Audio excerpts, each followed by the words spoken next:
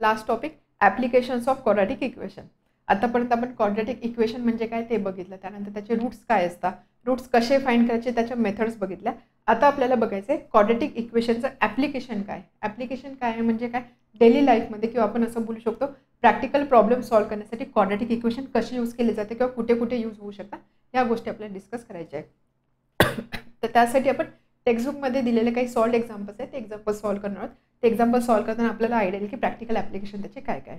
So first आहे page number 50. First problem, there is a rectangular onion store house in the farm of mister Ratnakar Rao at Tivasa. एक person आहे mister Ratnakar राव, त्यांचं एक onion store house आहे, त्याचा shape आहे rectangle. Okay, rectangle शेपचा onion store house आहे. ओनियन स्टोर हाऊस म्हणजे काय, कांद्याची चाळ ज्याला बोलतात, कांदे स्टोअर करण्यासाठी जी जागा असते कांद्याची चाळ, तर त्याचं डिस्क्रिप्शन दिलेलं आहे. That is in the form of rectangle. Next, length of rectangular base is more than its breadth by 7 metre and diagonal is more than length by 1 metre. आता याच्या लेंथ, ब्रेथ आणि डायगोनल यामध्ये असणारं relation दिलेलं आहे. Rectangle शेपचा base आहे, त्यानंतर त्याची लेंथ, ब्रेथ आणि डायगोनल म्हणजे काय, ही लेंथ असेल किंवा ही लेंथ असेल. रेक्टँगलच्या डायगोनल सेम असतात किंवा इक्वल साईजचे असतात. त्यामुळे सपोज आपण ही साईड डायगोनल म्हणून कन्सिडर करूया, तर आपल्याला एल, बी आणि डायगोनल यांच्या लेंथमध्ये असणारं रिलेशन दिलेलं आहे. So question is find length and breadth of the store house. तर आपल्याला या स्टोर हाऊसची लेंथ आणि ब्रेथ फाइंड करायचे. जर तुम्ही बुकमध्ये बघितलं तिथे एक डायग्राम दिलेलं आहे, एक फोटो दिलेला आहे, रेक्टँगल शेपची एक कांद्याची चाळ दिलेली आहे, तर त्याची आपल्याला लेंथ आणि ब्रेथ फाइंड करायचे. क्वेश्चन क्लिअर आहे, काय दिलेलं आहे, काय फाइंड करायचं आहे. तर बघूया आता आपण काय हा क्वेश्चन कसा सॉल्व्ह करणार. सो सोल्युशन, फर्स्ट रेक्टँग्युलर शेपची अनियन स्टोर हाऊस आहे. त्यानंतर कंडिशन काय दिलेली, length of rectangular base is more than breadth by 7 metre. 7 metre जास्त आहे कशापेक्षा, ब्रेथपेक्षा. Okay, and diagonal, suppose diagonal मी डीने दाखवलं, so diagonal is more than length by 1 metre. लेंथपेक्षा 1 मीटरने जास्त आहे.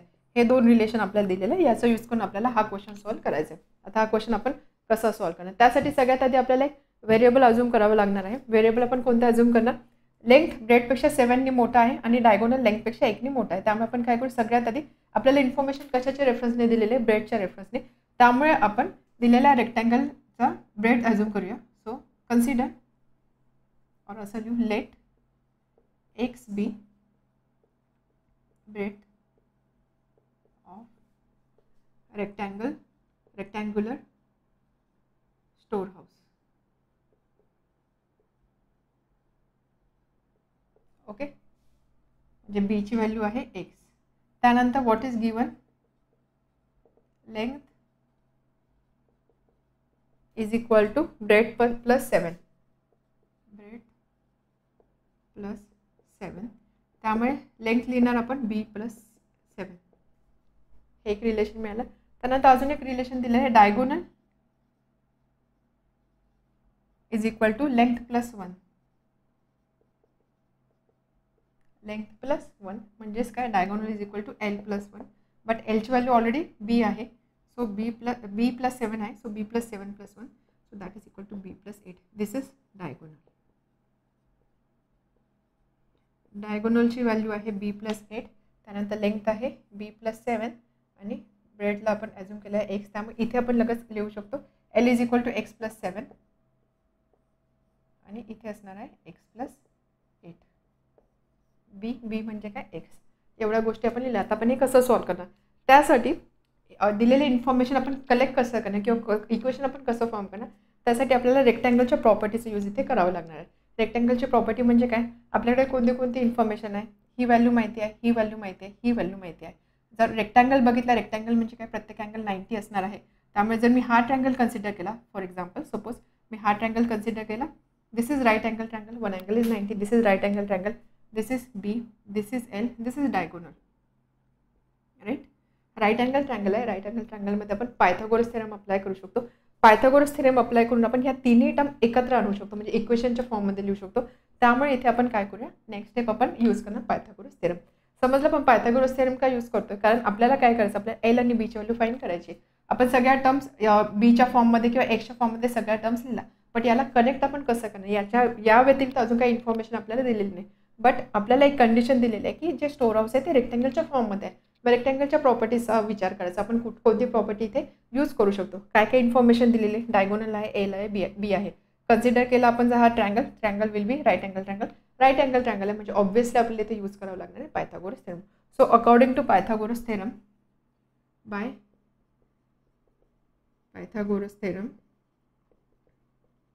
आपण काय लिहू शकतो, diagonal square is equal to base square plus height square.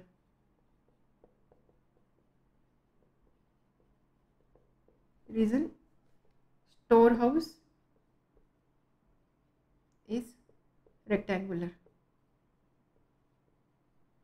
therefore angle is 90. ठीक आहे. हवं तर ही अशी डायग्राम सुद्धा तुम्ही इथे ड्रॉ करू शकता. So diagonal square is equal to base square plus height square.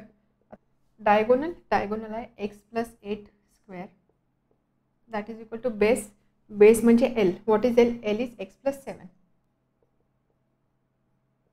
Plus height म्हणजे बी म्हणजे काय एक्स स्क्वेअर. तर आता अशा पद्धतीने बघा एक इक्वेशन आपल्याला मिळालेलं. आपल्याकडे जी इन्फॉर्मेशन होती त्याला आपण इक्वेशनच्या फॉर्ममध्ये एक्सप्रेस केलेलं आहे. आता आपल्याला काय करायचं, फक्त हे इक्वेशन सॉल्व्ह करायचं आहे. इक्वेशन सॉल्व्ह करून आपल्याला एक्सची व्हॅल्यू मिळणार आहे. So next step, therefore left hand side x plus 8 square आपण एक्सपांड करू. a प्लस बी स्क्वेअरचा फॉर्म्युला आपल्याला यूज करावा लागणार आहे. a square plus 2ab plus B square हा फॉर्म्युला आपण इथे यूज करणार प्रत्येक ब्रॅकेटसाठी, या दोन्ही ब्रॅकेटसाठी. x plus 8 square x square plus 16x plus 64 a square plus 2ab म्हणजे 2 into 8 into x 16x plus 64 is equal to x square plus 14x plus 49 आणि लास्ट टर्म एक्स स्क्वेअर. इथे सुद्धा आपण a प्लस बी ब्रॅकेट स्क्वेअरचा formula use केला आहे. X square plus 2 into 7 into X 14x plus 49. So इथे एक square cancel होणार आहे. त्यानंतर आपण काय करू, ह्या ज्या दोन टर्म्स आहे ह्या टर्म्स राईट साईडला शिफ्ट करूया. So 0 is equal to 14x plus 49 plus x square minus 16x minus 64. Okay. And therefore 0 is equal to x square आधी लिहू आपण, थोडं स्टँडर्ड फॉर्ममध्ये लिहिण्याचा प्रयत्न करू. त्यानंतर 14x मायनस 16x म्हणजे मायनस 2x आणि त्यानंतर मायनस 64 प्लस 49 तर इथे असणार आहे minus 15. Okay. And therefore x square minus 2x minus 15 is equal to 0. हे मिळालं आपल्याला क्वाड्रॅटिक इक्वेशन. आता हे क्वाड्रॅटिक इक्वेशन आपल्याला सॉल्व्ह करायचं, त्याचे रूट्स फाइंड करायचे. त्यासाठी आपण यूज करणार simplest method that is factorisation method. Factorisation मेथडच्या अकॉर्डिंग आपल्याला असे दोन नंबर पाहिजे की ज्याचे प्रॉडक्ट आणि समचे कंडिशन काय असणार आहे. Product should be minus 15 into 1 minus 15 and sum should be minus 2. असे कोणते दोन नंबर आहे जसं प्रॉडक्ट 15 आहे मायनस 15 आणि सम मायनस 2 आहे. दोन नंबर आपल्याला समजत आहे 5 आणि 3. 15 होणार आहे, सम निगेटिव्ह पाहिजे म्हणजे मोठ्या नंबरला निगेटिव्ह साईन येणार. -5 प्लस 3 मायनस 2 प्रॉडक्ट येणार आहे -15. सो दोन नंबर कोणते -5 आणि 3.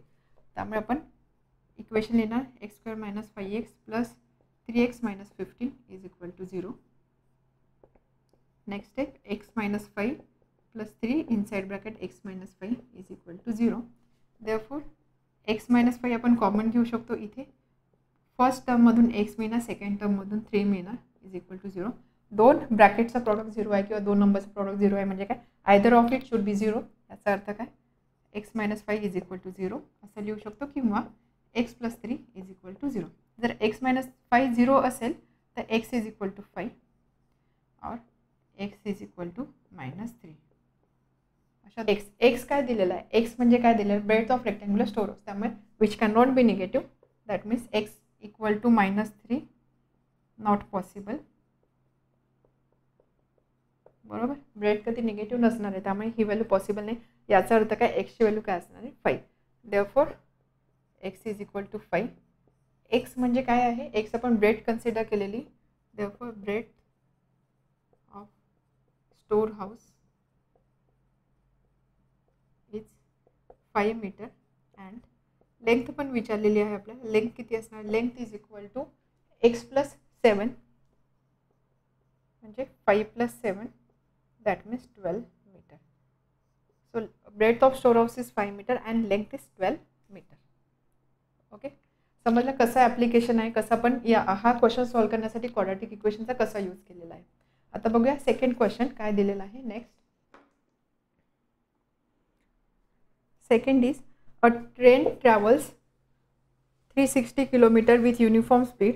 एक ट्रेन आहे तर ती ट्रेन डिस्टन्स ट्रॅव्हल करते 360 किलोमीटर आणि स्पीड दिलेला आहे युनिफॉर्म स्पीडनी ट्रेन ट्रॅव्हल करते. The speed of train is increase by 5 kilometre per hour. It takes 48 minutes less to cover the same speed. आता ते एका युनिफॉर्म स्पीडने चाललेलं आहे, बट जर आपण स्पीड त्याचा इन्क्रीज केला बाय 5 किलोमीटर पर आवर, एवढा जर स्पीड इन्क्रीज केला तर स्पीड इन्क्रीज केला म्हणजे काय, ऑब्व्हियसली ट्रेन लवकर त्याच्या डेस्टिनेशनला पोहोचणार आहे, म्हणजेच काय टाईम कमी लागणार आहे. तो टाईम होतं तर त्या केसमध्ये it takes 48 minutes less to cover the same distance. तर सेम डिस्टन्स कवर करण्यासाठी 48 मिनिट लेस घेते. Find the initial speed of the train. तर आपल्याला ट्रेनचा इनिशियल स्पीड फाइंड करायचा आहे. क्वेश्चन समजला काय, एक ट्रेन दिलेली आहे तर ती ट्रेन टोटल डिस्टन्स ट्रॅव्हल करते 360 किलोमीटर, त्याचा काहीतरी स्पीड होता. मग नंतर काय केलं की हा जो स्पीड आहे हा स्पीड वाढवला म्हणजे काय, ट्रेन लवकर तिच्या डेस्टिनेशनला पोहोचणार आहे. लवकर पोहोचणार म्हणजे काय, टाईम कमी होणार आहे, टाईम कमी लागणार आहे. टाईम किती कमी लागतो, टाईम 48 मिनिट्स कमी लागतो आहे. म्हणजे जेवढा आयडियल टाईम पाहिजे होता त्या ट्रेनला या युनिफॉर्म स्पीडने जाताना पोहोचण्यासाठी जेवढा टाईम लागणार होता त्याच्यापेक्षा 48 मिनिट्स कमी लागतात. आपल्याला फाइंड करायचं आहे की ट्रेनचा आधीचा स्पीड किती होता. ठीक आहे. आता हा क्वेश्चन आपण क्वाड्रॅटिक इक्वेशनची हेल्प घेऊन कसं सॉल्व्ह करणार. So solution, initial speed of train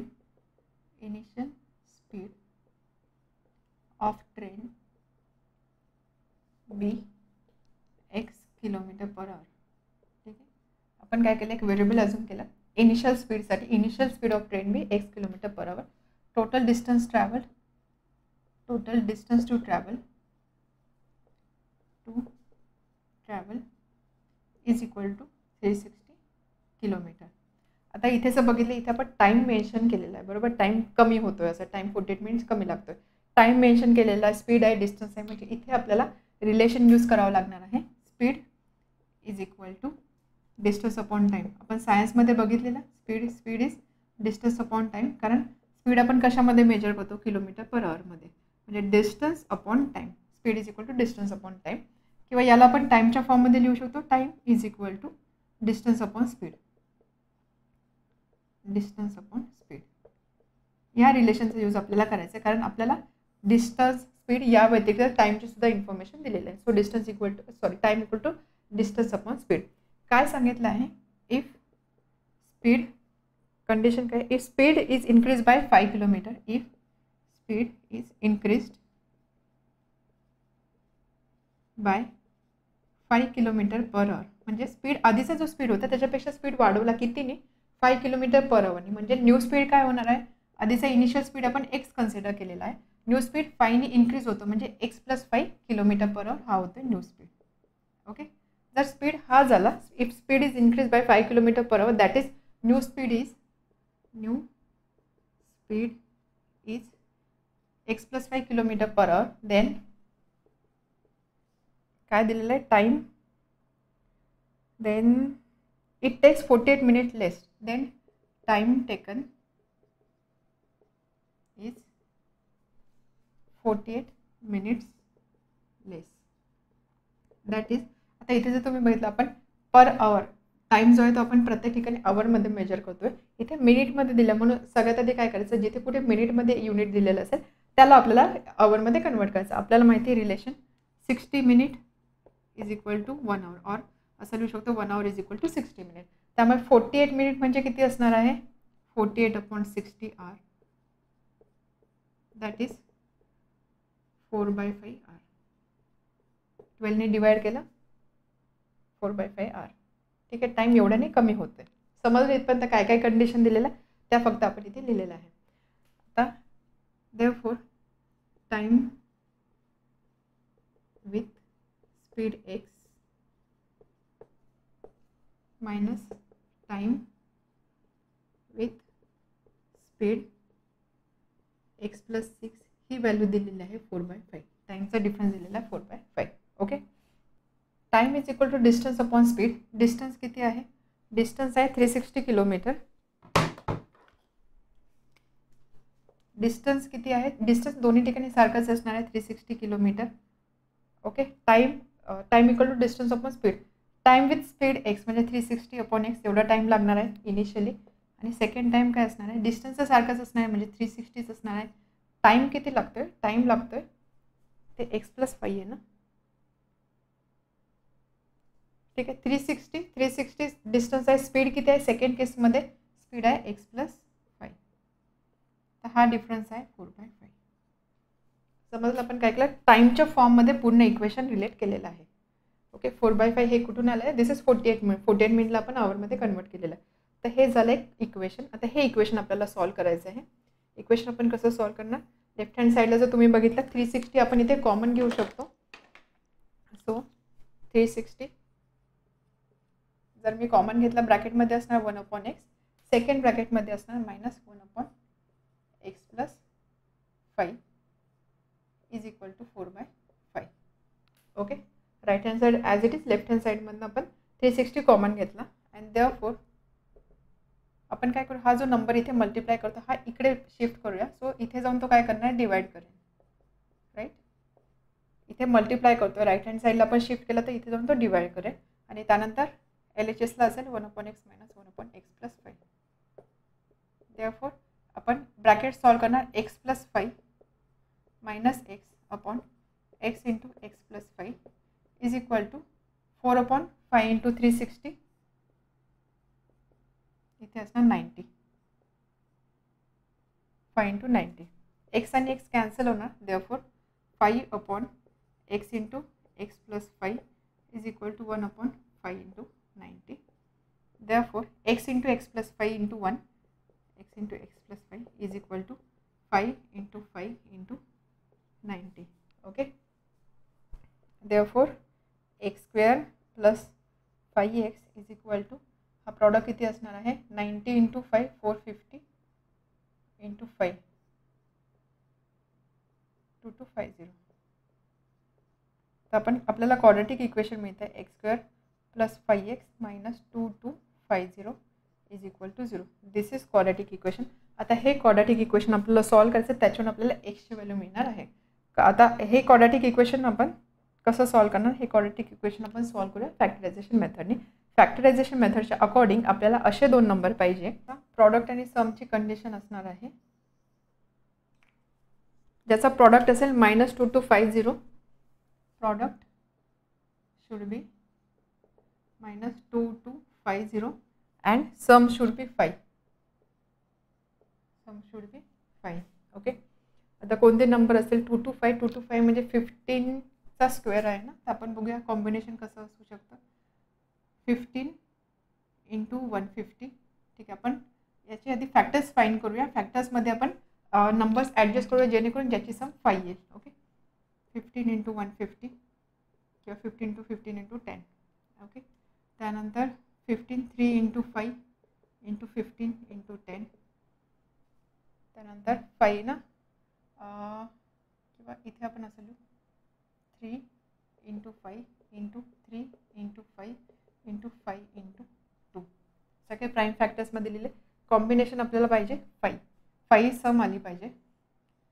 15 into 3 45 आणि 50. बघा इथे लगेच मिळालं आपल्याला. जर आपण असं कॉम्बिनेशन केलं 45 आणि त्यानंतर 50, 45 इंटू 50 प्रॉडक्ट येतो 2250. आपल्याला त्याचे जर यामध्ये जर नंबर असं असेल 50 इंटू -45 याची सम येते 5 आणि प्रॉडक्ट येतो -2250. म्हणजे दोन नंबर कोणते, -45 आणि 50. त्यामुळे इथे आपण लिहिणार therefore x² plus factorisation method आहे. आपण सगळ्या टर्म्स ॲज इट इज ठेवतो, फक्त मिडल टर्मला आपण एक्सप्रेस करतो. 5xला एक्सप्रेस करणार आपण 50x - 45x या फॉर्ममध्ये. Okay, x inside bracket x + 50 - 45 inside bracket x + इथे 50 येणारच आहे कारण 45 इंटू 50 2250 आहे, त्यामुळे इथे x + 50 येणार आहे. अँड देअरफॉर x + 50 आपण कॉमन घेऊ. ह्या दोन टर्म्समध्ये x + 50 कॉमन घेतला. सेकंड ब्रॅकेटमध्ये राहणार x - 45 इज इक्वल टू 0. दोन नंबरचा प्रॉडक्ट 0 आहे म्हणजे at least 1 should be 0. x + 50 is equal to 0 और x - 45 is equal to 0. x equal to -50 और x इज इक्वल टू 45. एक्सच्या दोन व्हॅल्यू आपल्याला मिळाला. But what is x? x काय, x आहे initial speed. Speed can not be negative, speed आपण इथे निगेटिव्ह कन्सिडर नाही करू शकत. याचा अर्थ काय, x can not be -50, therefore x is equal to 45. याचा अर्थ काय, स्पीड काय 45 km/h. That means initial speed होता 45 km/h. परत आपण हा क्वेश्चन एकदा व्हेरीफाय करूया. Train travels 360 km with uniform speed. तो स्पीड होता 45. त्यामुळे 360 km डिस्टन्स ट्रॅव्हल करण्यासाठी ॲट स्पीड 45 किती टाईम लागणार आहे. तो टाईम असेल, इथे आपण 9ने डिवाइड करू शकतो, 8 आवर्स टाईम लागला असता जर 45 km/h स्पीडनी ट्रेन ट्रॅव्हल केलं असतं. बट सांगितलं काय की त्यानंतर स्पीड इन्क्रीज झाला बाय 5, म्हणजे न्यू स्पीड किती आहे, न्यू स्पीड आहे 50. New speed is 50 km/h. आणि मग 50 km/h किती टाईम लागणार आहे, 360/50. So that is equal to 36/5 hours. Okay, तर डिफरन्स किती आला आपल्याला काय करायचं, डिफरन्स शुड बी 48 minutes और 4/5 years. हा डिफरन्स किती आहे, 36/5 आणि 8, म्हणजे 8 - 36/5. So 40 - 36, that means 4/5. So 4/5 hour किंवा मग 48 minutes. ओके.